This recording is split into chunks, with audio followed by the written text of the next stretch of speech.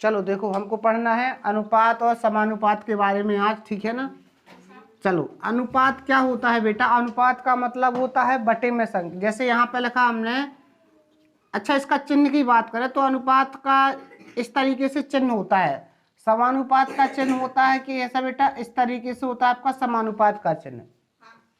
अनुपात में आपकी होती हैं 2 बिंदी और समानुपात में होती हैं 4 बिंदी, ठीक है। और इसका मतलब होता है भाग या बटे में कहें, इसका मतलब होता है बराबर।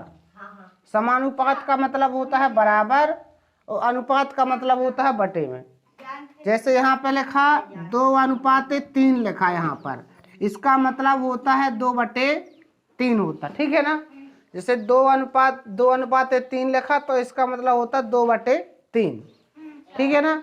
और समानुपात में पता कैसे होता है? देखो कैसा होता है, 2:3 समानुपात 4:6, ये कहलाता है समानुपात, ठीक है ना। अब समानुपात में अगर हम इसको वैसे लिखें, अगर हटाएं अनुपात और समानुपात को हटाएंगे तो 2/3 लिखोगे और समानुपात की जगह आप बराबर लिखोगे, 4 लिखोगे और बटे में 6 लिखोगे। इस तरीके से हम अनुपात हटाते हैं और इस तरीके से हम समानुपात घटाते हैं। जब समानुपात का चिन्ह हटता है तो बराबर का चिन्ह आता है बेटा, और जब अनुपात का चिन्ह हटता है तो बटे का चिन्ह आता है। ध्यान से सुनते चलना, ठीक है ना। देख रहे हैं हम, काट सकते हैं अभी, है ना। तो यहाँ देखो 2:3 है, तो जब अनुपात हटाया तो मैंने बटे में संख्या को लिख लिया, ठीक है। और यहाँ जब मैंने देखो अनुपात को हटाया तो बटे में लिख लिया 3 को, यहाँ समानुपात हटाया तो बराबर लिख लिया मैंने।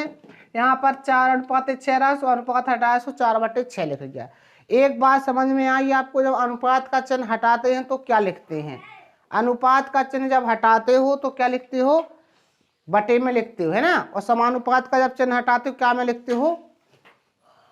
बराबर में, है ना। तो एक बात समझ में आई, जब अनुपात के चिन्ह को मतलब हटाते हैं तो कैसा करते हैं? हम बटे में लिख लेते हैं, और जब समानुपात का चिन्ह हटता है तो बराबर में। मैंने आपको बताया 2 बिंदी का मतलब है बटे का चिन्ह और 4 बिंदी का मतलब है आपका बराबर का चिन्ह होता है ना। एक बात और इम्पोर्टेंट बात सुनो आप लोग, यहाँ जब भी आप किसी भी संख्या को, जैसे यहाँ पे 2:3 लिखा है, इसको जब एकदम अलग अलग करना है, इसको अलग लिखना है, इसको अलग लिखना है। ध्यान से सुनना बिल्कुल, अन्नू क्या कर रहे, लिखना नहीं है भैया, यहाँ ध्यान से सुनो बिल्कुल 1 मिनट। और नहीं बनेगा बहुत सूंढू बता दिया मैंने, अभी तुरंत पूछूंगा। और जब इसको एकदम अलग लिखना है, 2 को अलग लिखना है, 3 को अलग लिखना, अभी हमने अलग नहीं लिखा रहा, केवल चिन्ह को हटाया तो बटे का आ गया, मतलब बदलापन चिन्ह को, है ना। यहाँ पे आपका अनुपात में रहा सो बटे में कर दिया रहा मैंने। अब मैं क्या कर रहा हूं, मैंने कहा है आपसे कि 2:3 लिखा है, इसको मुझे 2 को अलग करना है और 3 को अलग करना है। 1 मिनट रुको, ठीक है ना। तो यहाँ ए का मान है, यहाँ जो बी का मान है, तो अब ए को एकदम अलग करोगे तो भैया जब ए का मान आप अलग करोगे तो ए बराबर इसको लिखोगे आप 2x। जब हम अनुपात को किसी संख्या से अलग करके लिखते हैं तो उसके साथ किसी अज्ञात राशि का गुणा करके लिखते हैं। यहाँ X Y Z A B C D जो आपकी मर्जी लिख सकते हो, जरूरी नहीं कि एक्स ही लिखो। जब आप बी का मान लिखोगे तो यहाँ लिखोगे आप बी बराबर कितना है, 3x है। तो हमने क्या कहा, जब हम अनुपात से संख्याओं को अलग करके लिखते हैं एकदम, तब हम क्या करते हैं, किसी अज्ञात राशि एक्स वाई जेड किसी का भी हम गुणा कर सकते हैं। तो ए का मान 2x है और बी का मान 3x है। इतनी बात समझ में आई, ठीक है ना।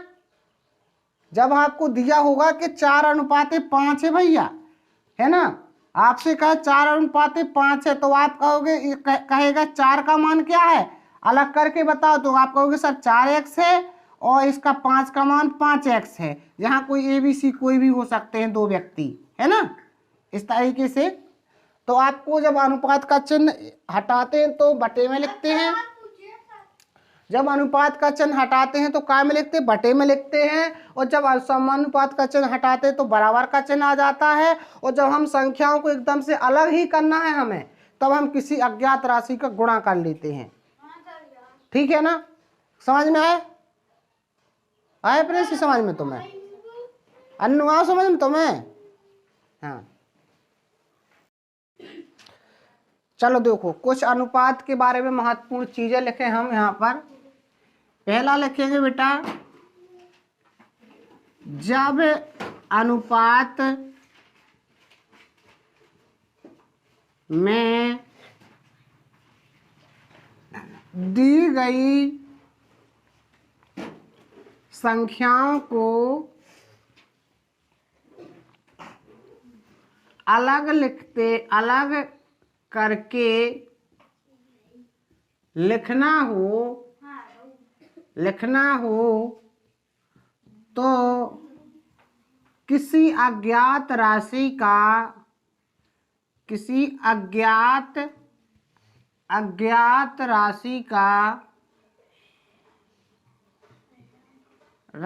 का गुणा करते हैं। इस बात का ध्यान रखना है ना, करते हैं। जैसे हमने लिखा A और B का अनुपात 3:7 है ना।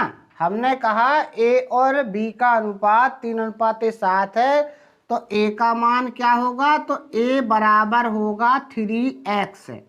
हम x का गुणा कर लिए अज्ञात राशि, और B का मान होगा आपका 7x। समझ गए ना? लिखना था, लिखो,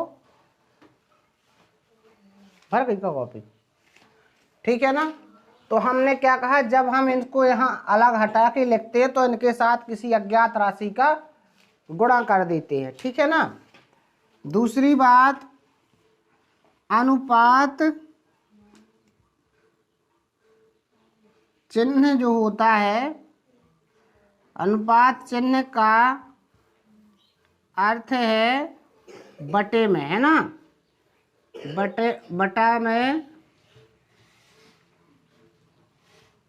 बटा ऐसा लिख लो। अनुपात चिन्ह का अर्थ है बटा, और समानुपात का मतलब है, समानुपात चिन्ह का अर्थ होता है बराबर, है ना। इसको बटा ऐसा अर्थ बराबर, जब हम चिन्ह हटाते हैं तो बराबर लिख सकते हैं समानुपात की जगह, ऐसा बराबर का चिन्ह।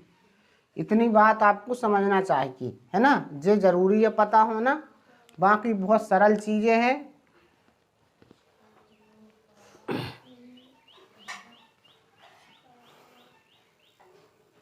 चलो देखो, एक चीज और लिखना अपन को यहाँ पर, हम अनुपात में जब किसी को बदलते हैं, ठीक है ना, जब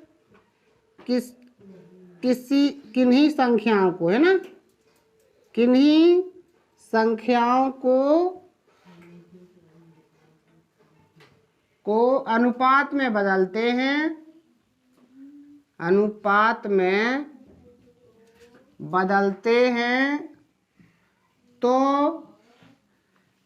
उन संख्याओं की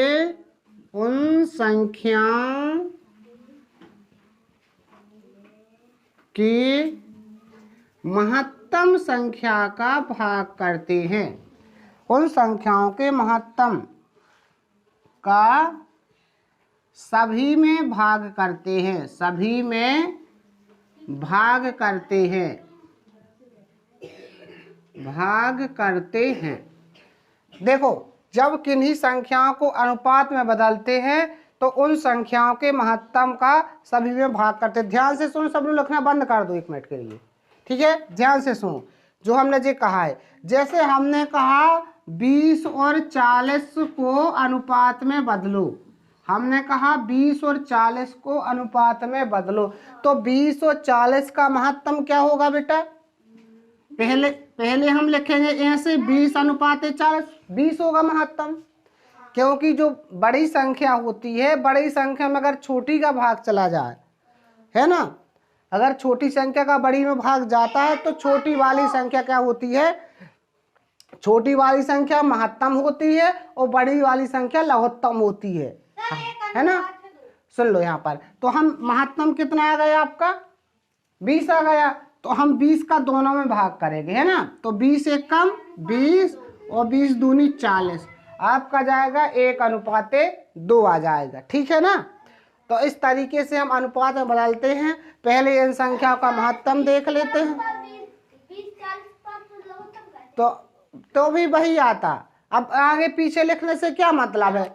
एक बात बताओ, हमें 40 और 20 का महत्तम क्या होगा, 20 ही ना होगा।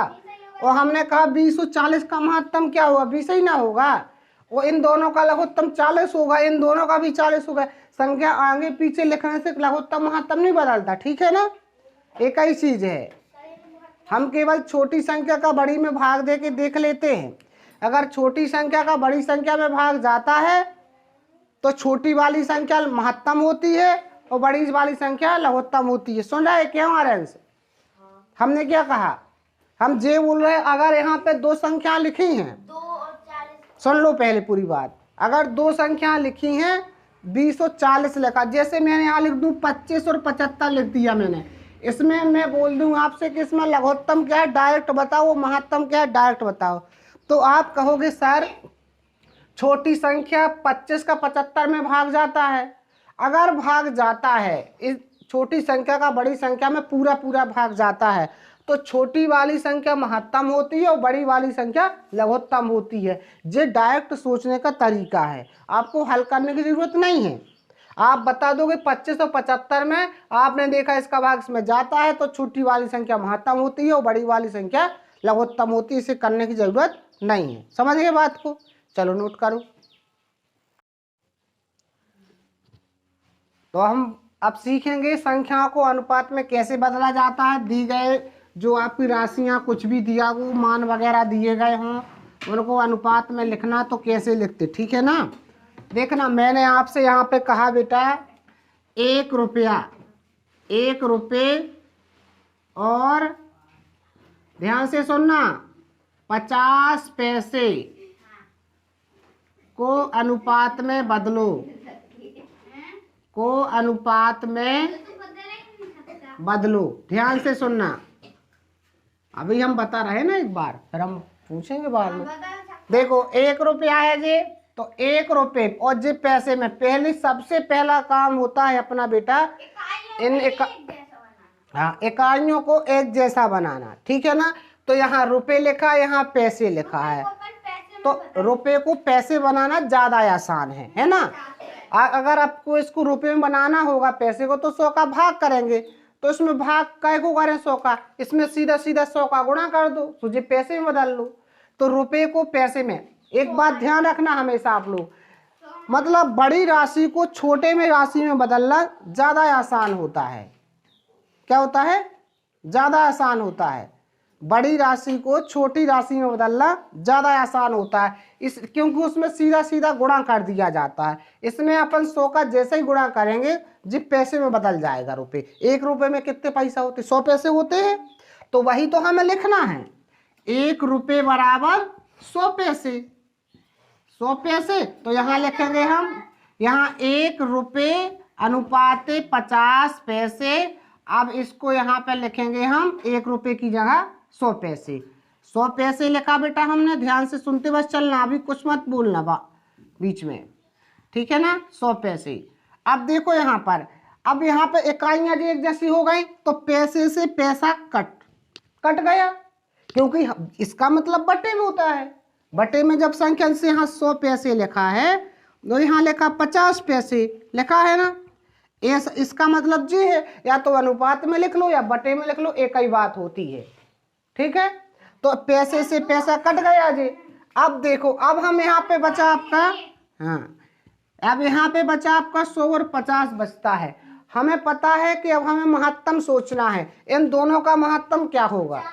तो आपको पता है कि यह 50 का भाग 100 में जाता है, इसलिए 50 महत्तम होगा और 100 लघुत्तम होगा, है ना। तो 50 महत्तम मतलब 50 से कटेगा, किससे कटेगी संख्या, 50 से। 50 का 100 में 50 दूनी 100 और 50 से कम 50। आपका जो आंसर आ गया 1 रुपये और 50 पैसे का अनुपात आ गया 2:1। सबको आए।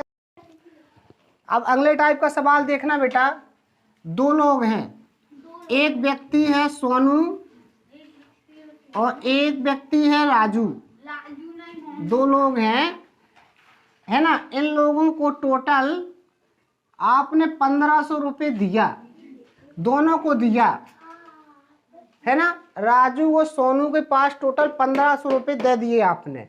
अगर इनको मैंने कितने में दिया, 2:3 के अनुपात में दिए हैं पैसे, तो बताइए आप सोनू को कितना पैसा मिला और राजू को कितना पैसा मिला। मतलब इसको हमें राजू सोनू को 2:3 के अनुपात 2:3 के अनुपात में हमने क्या दिया, 1500 रुपये दिए। बताना है कि सोनू को कितना मिलेगा, राजू को कितना मिलेगा, ठीक है ना। देखना यहाँ पर हमने कहा था, तो जी किसका, जो पहले सोनू लिखा, सोनू को 2 मिलेगा और राजू को 3 भाग मिलेगा। टोटल भाग कितने हैं, 3 और 2 5 भाग। इसके 5 हिस्से करेंगे हम। 5 हिस्से करने के बाद हम 2 हिस्से दे देंगे राजू सोनू को और 3 हिस्से दे देंगे राजू को। बात आई समझ में। टोटल आपको दिख रहा है 3 और 2 5 हिस्से हैं।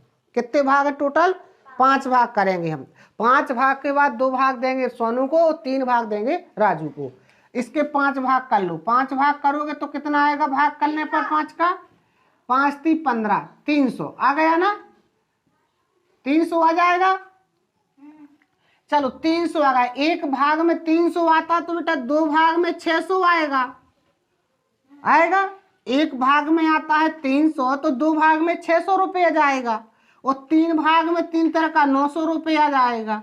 हम कह सकते हैं कि सोनू को मिलेगा 600 रुपया और राजू को मिलेगा 900 रुपया, ठीक है। कितना मिलेगा, 900 रुपया, समझ गए।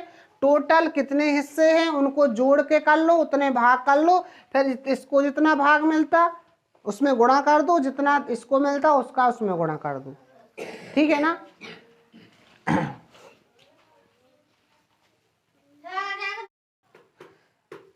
चलो देखो यहाँ पर देखना, ए और बी को 25,000 रुपये